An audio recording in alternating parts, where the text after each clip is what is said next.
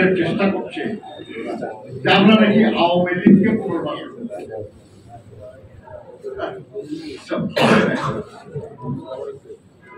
যে দলটা, যে দলের সরকারটা সবচেয়ে বেশি নির্যাতন করেছে বিএনপি,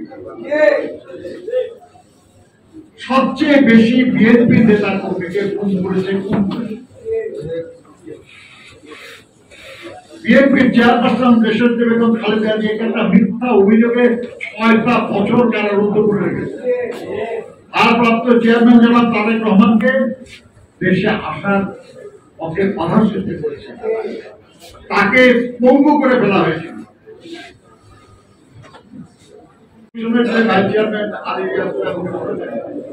আমাদের আলোচনা প্রায় শেষ, আমরা এই মাসের মধ্যেই দ্বিতীয় পর্যায়ে আলোচনায় যাব। অর্থাৎ সেটা কি, যেসব বিষয়ে আমরা একমত হলাম এটার একটা তালিকাবদ্ধ করা, যদি আরো কিছু করা যায় এখন সেটা করা, করে একটা সনদ তৈরি করা, যাতে করে যেখানে সবাই দস্তখত করতে পারে।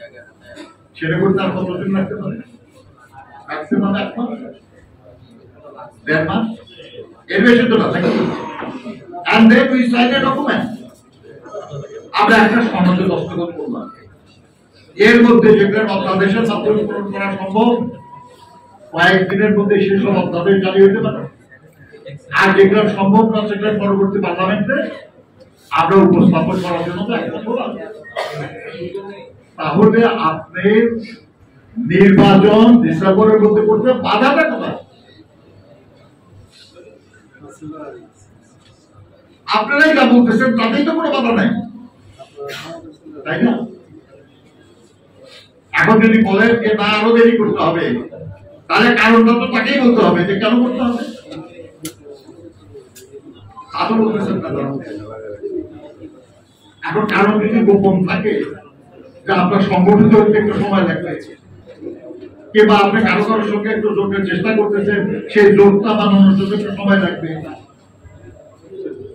ভাই, আপনি ক্ষমতায় যাওয়ার সাথে আপনি সংগঠিত হওয়া বা আপনি জোট বানানো ইত্যাদি করার জন্য যে সময়, ওটা নেওয়ার জন্য গত 17 বছর ধরে যারা তার গণতান্ত্রিক অধিকার প্রয়োগের অধিকার থেকে বঞ্চিত হয়ে আছে, আবার যে তরুণ প্রজন্ম আজ পর্যন্ত ভোটই দিতে পারে নাই, এবং দেশে একটা নির্বাচিত সরকার কায়েম হওয়ার মাধ্যমে দেশের রাজনীতি, দেশের অর্থনীতি, দেশ সমাজ আরো সংগঠিত এবং সক্ষম হওয়ার যে সুযোগ, সেটা থেকে বঞ্চিত রাখবে, এদিকে যুক্তিসঙ্গত? আমরা পরিষ্কার বলতে চাই, সেটা হল যে অবশ্যই আমরা সংস্কার চাই, যেসব সংস্কার প্রয়োজন, যেসব সংস্কার সম্ভব, যেসব সংস্কার ছাড়া একটা সুস্থ অবাধ নিরপেক্ষ নির্বাচন সম্ভব, এই সবগুলি নিয়ে আমরা এটাও চাই যে যত দ্রুত সম্ভব জনগণের ক্ষমতা, জনগণের ফিরিয়ে দেবে, যাতে করে এমন একটা সরকার প্রতিষ্ঠা হয় যে সরকার জনগণের ভোটে নির্বাচিত হবে, জনগণের কাছে দায়বদ্ধ থাকবে এবং জনগণকে জবাবদিহিতা করতে পারবে। আমি মনে করি আমাদের এই আকাঙ্ক্ষা ন্যায্য।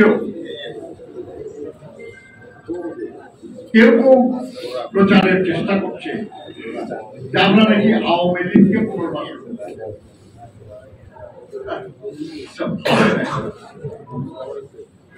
যে দলটা, যে দলের সরকারটা সবচেয়ে বেশি নির্যাতন করেছে বিএনপি,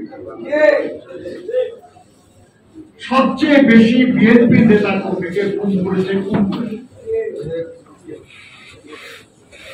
বিএনপির চেয়ারপারসন দেশনেত্রী বেগম খালেদা জিয়াকে একটা মিথ্যা অভিযোগে 6টা বছর কারারুদ্ধ করে রেখেছে। ভারপ্রাপ্ত চেয়ারম্যান জনাব তারেক রহমানকে দেশে আসার পথে বাধা সৃষ্টি করেছে, তাকে পঙ্গু করে ফেলা হয়েছে। তার ভাই মালয়েশিয়ায় প্র্যাকটিক্যালি বিনা চিকিৎসায় মারা গেছে,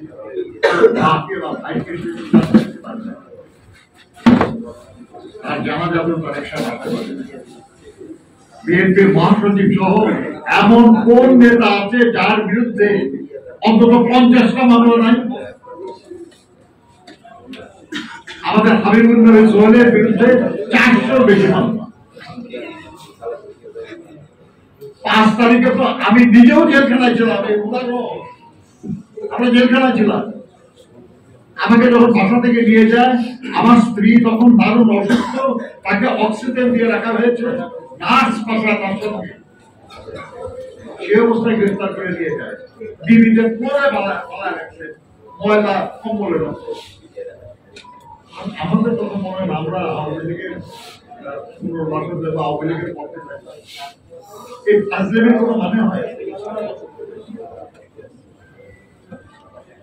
এটা কি সম্ভব? এটা আমরা বেঁচে থাকতে আওয়ামী লীগের সঙ্গে আপোষ কেউ করবে? আরে আমরা তো নাই, অন্য কেউ করতে গেলে তাকে পর্যন্ত আমরা মারা দেব।